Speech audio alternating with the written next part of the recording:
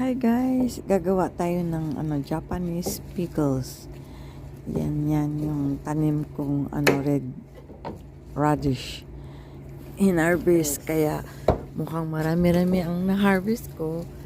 Kaya gawin kong pickles. Yan, pinag-i-slice. Nahugasan ko na yan guys. Kaya medyo maliit siya. Kailangan lang tanggalin ng mga dahon. Tapos kasi hindi pwedeng isama yan sa pickles, sa ating gawing Japanese pickles. Ayun na. Tsukemono ang tawag dito sa kanila. Yan. Tapos, parang ang nalulungkot. Ako, kulang ng nilagyan ko ng leftover na may natira akong talong. Tapos, lagyan natin ng cucumber or curry. Nasil at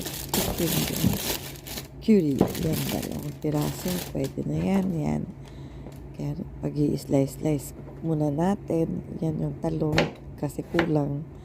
Dilagdag ko ng isang piraso. I-slice natin. Kaya yan. Wag masyadong malaki. Yung katap-tapan lang. Siyempre yung pag nakain natin, mabilis. Madali lang nguyain. Ayan. I-slice ko na. And then, ano pang gagawin ko dyan? Pag na-slice na natin i-slice ko ng nilit ko ng konti yung radish din kasi medyo malaki. Tapos, pag hindi na-slice kasi hindi makapasok yung patimpla yung lasa dyan.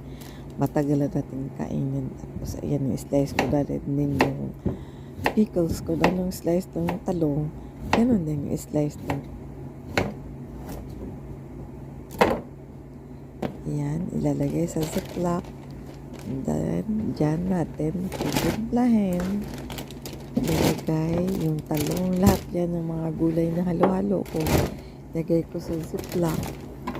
Tapos, ilalagay natin yung dyan, yung panimpla. Bumili na lang ako guys. Merong nabibili sa supermarket ng panimpla na ilagay sa pickles. Yan. Ay, nakalimutan ko pala. May dapat lagay ng malaking labanos or radish. Yan, nilagay.